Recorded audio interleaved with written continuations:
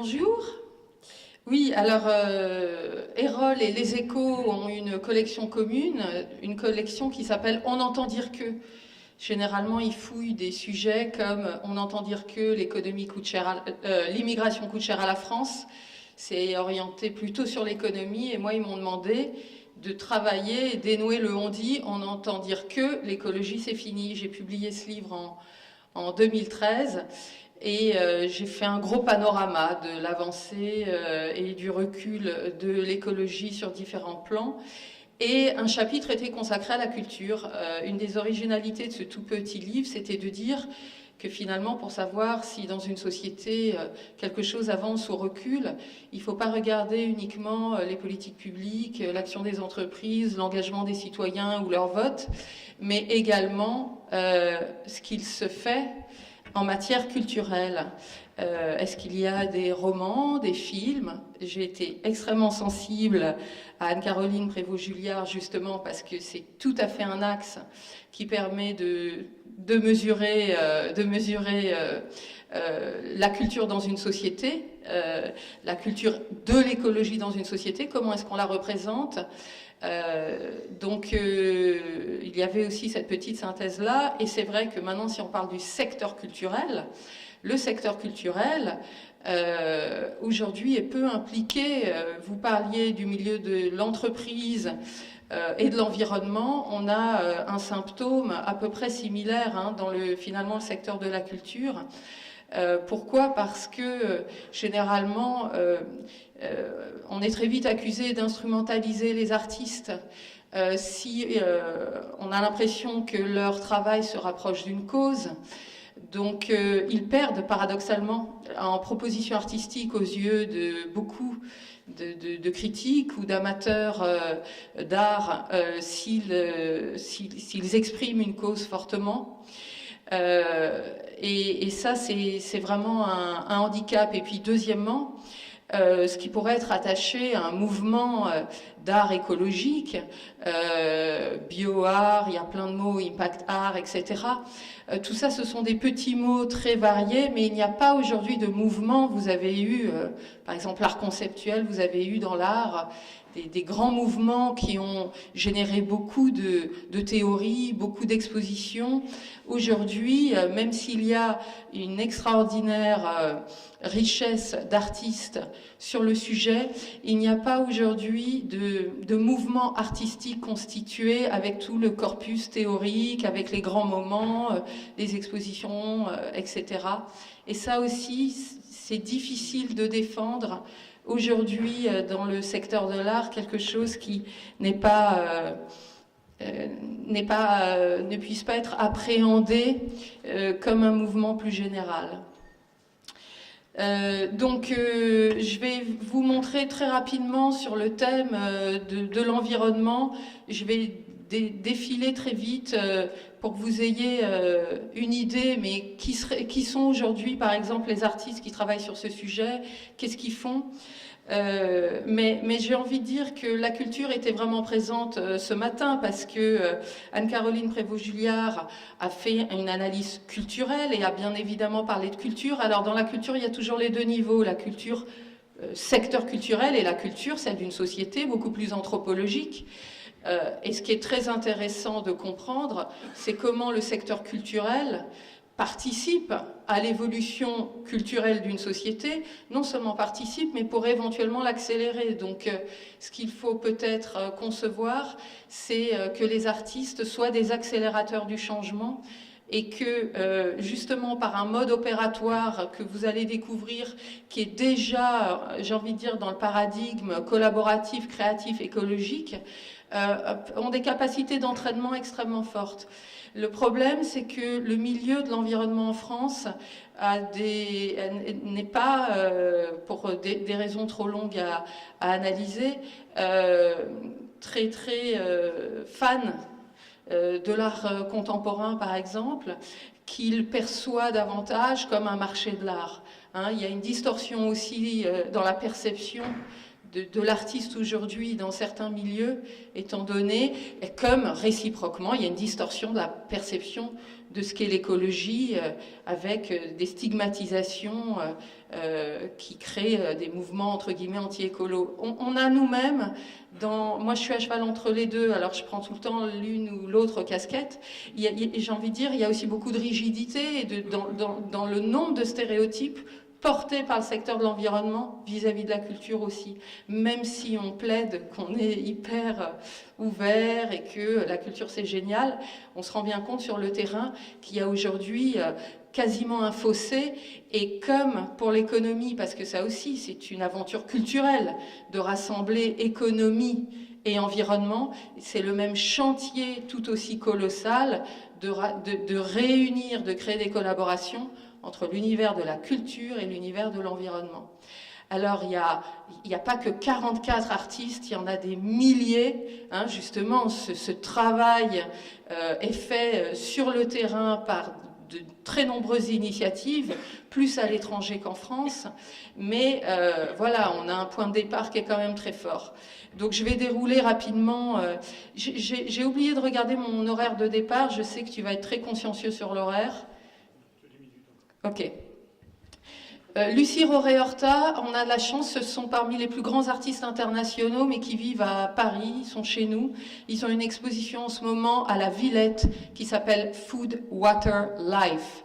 Ce sont des artistes qui sont totalement sur les thématiques aujourd'hui du développement durable et de la biodiversité, qui ont fait un gros travail en Amazonie et qui ont parcellisé un bout de la forêt amazonienne et créé, au travers de leur œuvre, des systèmes de parrainage de forêt. Ici, vous avez un dispositif qui s'appelle le Passeport Antarctica. Ils ont créé un passeport mondial Antarctica qu'ils délivrent. Ils ont une grosse installation au LH Forum qui démarre le 23, mais ils sont un peu partout dans le monde.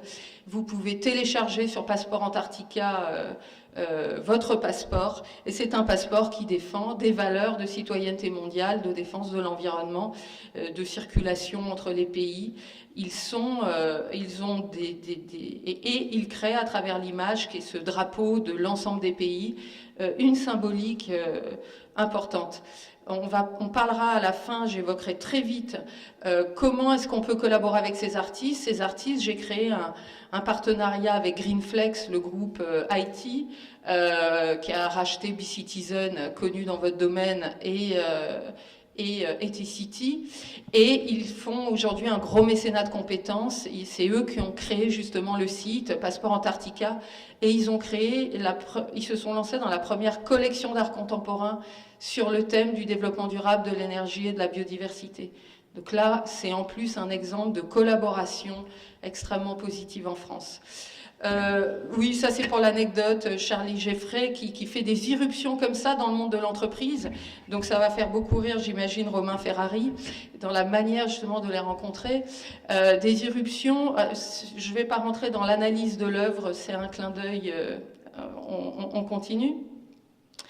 Asa Sonchas-Daughter, qui est lauréate du prix Coal 2014, sur Paris. C'était toutes les... Alors, je me suis pas présentée. Je suis présidente cofondatrice de l'association Coal, qui travaille justement au rapprochement entre l'art et le développement durable, qui organise un prix chaque année, qui est commissaire d'expo au domaine de Chamarande. Et ça veut dire qu'il organise les expositions au domaine de Chamarande.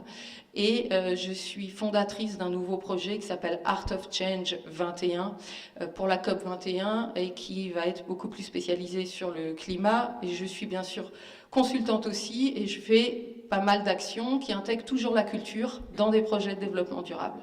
Donc voilà, donc casquette Coal cette fois, finaliste. Et le projet d'OSA, c'est de revenir à la Révolution française et à la culture de pommes de terre qui ont permis aux citoyens de tenir pendant cette révolution. Culture de pommes de terre qui était à l'époque beaucoup plus variée qu'aujourd'hui, et elle fait tout un travail, elle exhume les variétés anciennes, elle les replante, et son projet c'est de réapproprier la pomme de terre à Paris. Olivier Darnay, peut-être connu certains d'entre vous, c'est un artiste et apiculteur, c'est un des rares à avoir la double casquette. Il installe en ce moment une banque de rennes, c'est le finaliste du prix Coal 2012. Il installe une banque de rennes actuellement. La banque de rennes, ce sont donc les abeilles reines qui vont être hébergées comme dans un hôpital en ville, considérant que finalement la ville, ayant une biodiversité, ayant moins de pesticides pouvant affecter les abeilles, est finalement un lieu de réparation possible pour elles. Il est en train d'inaugurer ce lieu-là, projet finaliste du prix Coal 2012. Dans le prix Coal, on reçoit à peu près 300 projets du monde entier chaque année, qui sont à chaque fois des solutions sur des thèmes portés par les artistes. Olivier Sabaté, là, c'est une œuvre qui était... il a eu une exposition personnelle à l'Aquarium de Paris. Il travaille sur le temps long. Et là, vous avez une sorte de poisson fait en fait uniquement à partir de recyclage de pièces de 1 centime d'euro et d'autres éléments. Tu peux continuer. Là, vous voyez un loup, continue, encore un autre loup. Et puis voilà, tous les loups, c'est une meute. La particularité de cette meute, qui est une très très belle œuvre. Lionel Sabaté est un très beau, très grand sculpteur français, émergent, montant et de plus en plus reconnu. C'est d'avoir été faite à partir des poussières balayées à la station Châtelet pendant de nombreux mois par l'artiste. C'est donc une œuvre de upcycling majeure parce qu'on ne peut pas imaginer, je pense, de point de départ et de point d'arrivée plus éloignés. Et là, il n'y a pas eu de collaboration possible avec l'entreprise, la RATP ayant considéré que cette œuvre portait atteinte à son image, étant donné qu'elle pouvait créer une suspicion sur les règles d'hygiène-sécurité. Nazia Messaoui est une personne qui a le buzz, comme on dit en ce moment, avec le projet One Beat One Tree, qui a été exposé à Roland-Garros, un système digital où vous, à partir de votre pulsation cardiaque, vous allez planter un arbre virtuellement qui est planté réellement, oui, continue. Et donc, vous avez... donc, elle a un très très gros projet pour la COP, de faire ça sur des façades parisiennes où tous les arbres plantés apparaîtraient. C'est Tristan Lecomte et Nicolas Hulot qui sont ses ambassadeurs en ce moment. Alors, je vais zoomer sur 2 choses. Brandon Ballanger, pour que vous compreniez, par exemple, comment un artiste peut intervenir. Donc là, le genre rocker, c'est Brandon Ballanger. Il est en fait docteur en biologie et artiste. Il a une carrière d'artiste, mais il est docteur en biologie. Et là, il est en train de farfouiller dans un marais. Il farfouille en fait des grenouilles, passe la prochaine, et dans des cadres de sciences participatives, en tant qu'artiste. Et il va tomber donc sur des batraciens à peu près mal en point. Vous allez voir qu'il y en a qui n'ont pas le nombre de pattes à peu près normaux, là. Et il en fait des œuvres liées à des marqueurs luminescents qui permettent de mettre en avant des malformations. À partir de ces malformations, il crée tout l'historique, de tous les scénarios possibles, expliquant ces malformations dans un lieu donné. Quelle est la chimie du lieu donné ? Du coup, quelle est son agriculture? Et justement, dans le cadre de la science participative, il ouvre ainsi le débat sur ce qu'il y a encore en amont de l'agriculture, que sont les pratiques alimentaires des habitants. C'est quelqu'un qui boucle la boucle de façon absolument remarquable. Là, c'est un clin d'œil pour s'amuser. Donc, cette œuvre, Thierry Boutonnier, finaliste du prix Coal 2010, première édition. Voilà c'est toute une série de photos qui s'appelle Objectif de production. Thierry est né dans une ferme, il connaît très très bien. Non, mais je veux bien que tu retournes, voilà. Donc il a toute une série où il explique les objectifs de production des animaux. C'est une des séries les plus hilarantes, je pense, qui existe en photographie et sur le sujet qui nous réunit aujourd'hui. Et il s'est amusé à promouvoir donc l'entomophagie. Voilà, il a créé avec des élèves et un chef la recette Henri Grillon, des petits fours délicieux à base d'insectes, et il a une manière de présenter via des vidéos toute une réflexion sur le réchauffement climatique, les pratiques alimentaires, etc. Donc, je pourrais vous en montrer 300 autres.